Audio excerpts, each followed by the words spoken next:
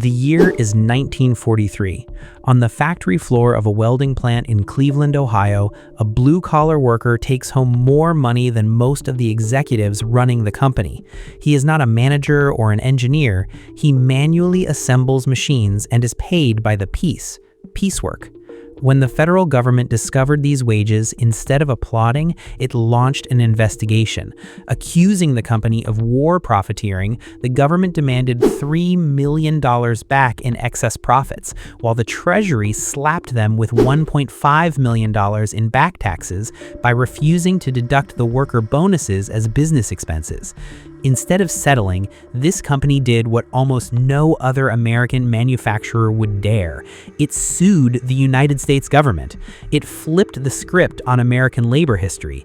There was no union striking against a greedy boss, but rather an employer fighting Washington for the right to make its workers wealthy.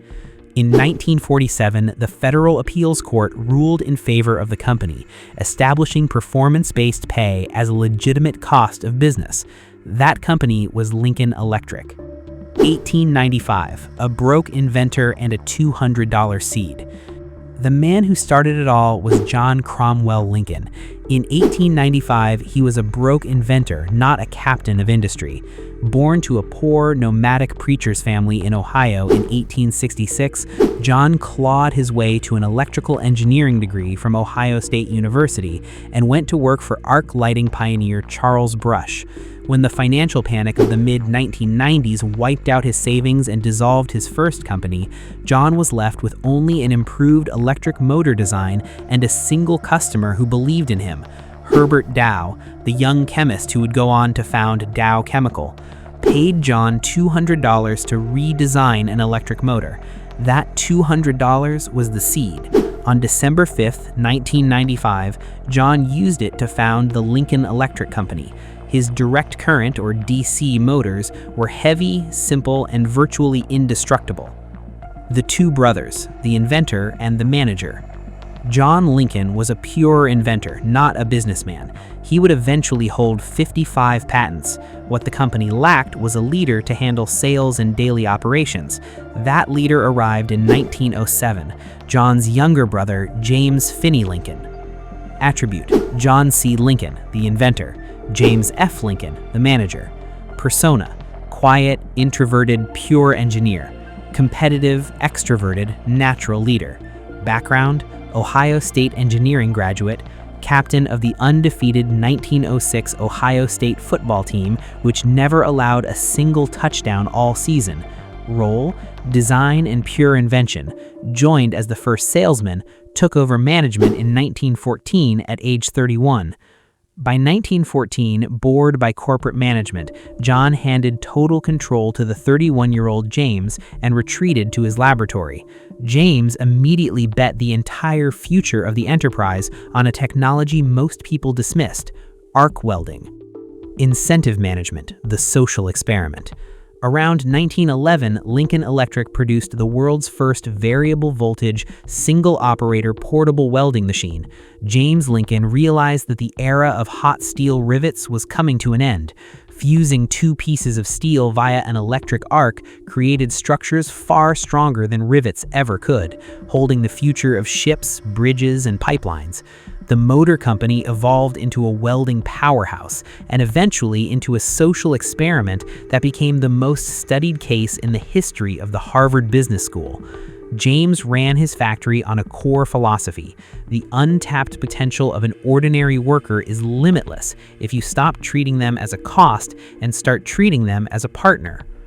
The 4 pillars of incentive management: Advisory Board 1914 to Piecework System 1915 to Annual Merit Bonus 1934 to Guaranteed Continuous Employment 1958. The Advisory Board, elected representatives from every department, met face-to-face with the CEO every 2 weeks. Because of this open communication, Lincoln's workforce never unionized. The piecework system: factory hands were paid only for the defect-free pieces they produced, not for hours clocked.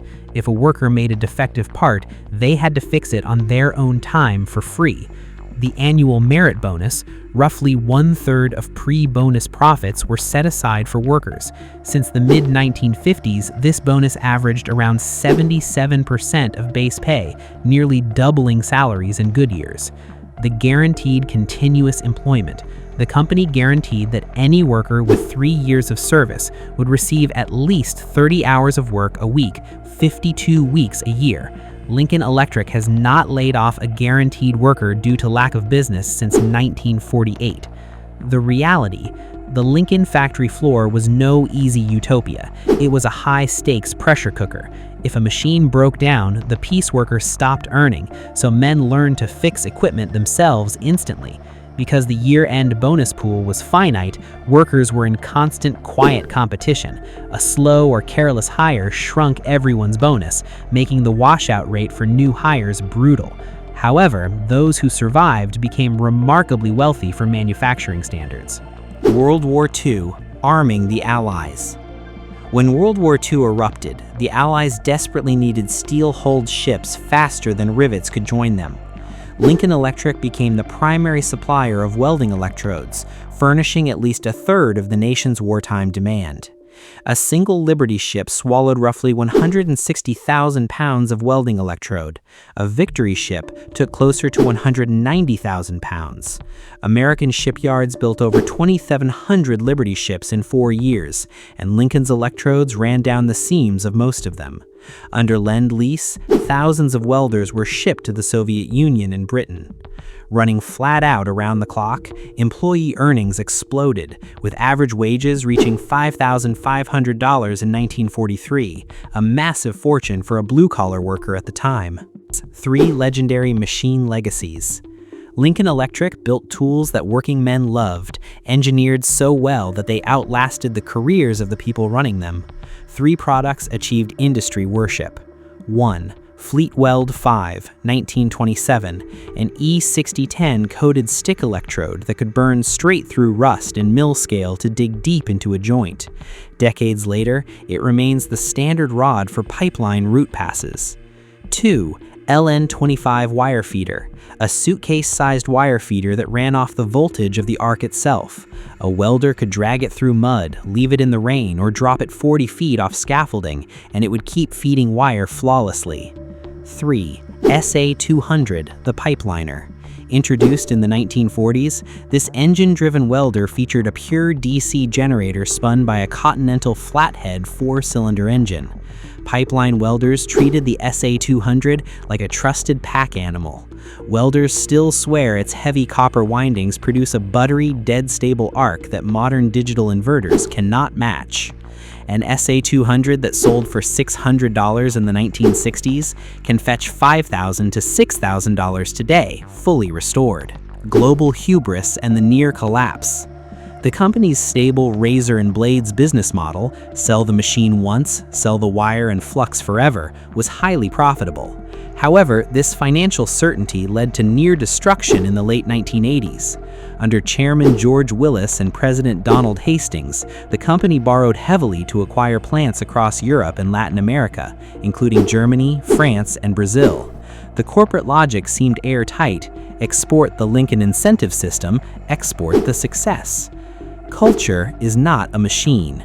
The Lincoln system collided head-on with European labor laws and cultural traditions, and culture won. German workers, protected by powerful unions and accustomed to shorter work weeks and long vacations, rejected the piecework system as an American sweatshop. European managers fiercely resented the flat, egalitarian style, where executives ate in the same cafeteria as the floor hands. The foreign plants bled cash. Lincoln's long-term debt skyrocketed from $17.5 million in 1988 to over $220 million by 1993. Posting a $46 million loss in 1992, the company stared down potential default, the inability to pay the famous Cleveland bonus, and the violation of its no-layoff promise. Donald Hastings, taking over as CEO in July 1992, bypassed executive restructuring and asked the Cleveland workforce to save the company. The factory workers voluntarily gave up their summer shutdown, pushing out record production. The profit from American sweat paid down the debt. By its 100th anniversary in 1995, Lincoln Electric went public to secure its finances, having learned that culture cannot be crated up and shipped overseas like a piece of machinery. The Dark Chapter: Welding Fumes and Manganese. The same welding that built the modern world also produced toxic fumes. Many of the rods and wires produced by Lincoln Electric and its competitors contained manganese, which could cause neurological damage if inhaled over long periods. In the early 2000s, the company faced a massive wave of toxic tort lawsuits. Lincoln fought back aggressively in court. Its defense rested in the argument that its warning labels met or exceeded the standards of the day, and that the duty to provide proper ventilation and respirators fell entirely on the employers, not the manufacturer. While a few massive multi-million-dollar plaintiff verdicts were initially handed down, most were thrown out or reversed on appeal. Although the industry prevailed in the vast majority of cases, the litigation cost enormous sums and forced a permanent global reckoning regarding fume extraction and respiratory safety. The legacy of the Lincoln Way. Operating more than 70 manufacturing and automation locations across 21 countries, Lincoln Electric serves customers in over 160 nations with roughly 12,000 employees. It generates over $4 billion in sales and has raised its dividend for nearly 30 consecutive years. Stephen Headland now sits in the executive chair once held by James Lincoln. The Lincoln Electric Welding School, founded in 1917, remains the longest continuously operating welding school on Earth, having trained well over 100,000 men and women. The foundation James created in 1936 still publishes the ultimate textbook that generations of welders simply call the Bible of the trade. The two brothers who built this empire did not fade quietly. John Lincoln kept filing patents into his 80s and passed away in 1959 at 92, tinkering with a machine until his final days. James Lincoln ran the company until his death in 1965 at 82, spending his final years writing books like Incentive Management, convinced he had unlocked a human potential other industrialists were too afraid to try. Neither brother lived to see the company nearly destroy itself in Europe or reinvent itself in the AI era, but the system they engineered outlived them both. James Lincoln believed that if you paid a worker for exactly what he produced, shared profits honestly, and promised never to throw him away, he would figure out how to build the product better and faster than any boss could ever order him to. Quote, "Plenty of companies are remembered for what they sold. Lincoln Electric is remembered for how it treated the people who made it." If you enjoyed this deep dive into industrial history, hit that like button, drop a comment with your thoughts, and don't forget to subscribe for more stories behind the machines and masterminds that built our world. Thanks for watching. See you next video.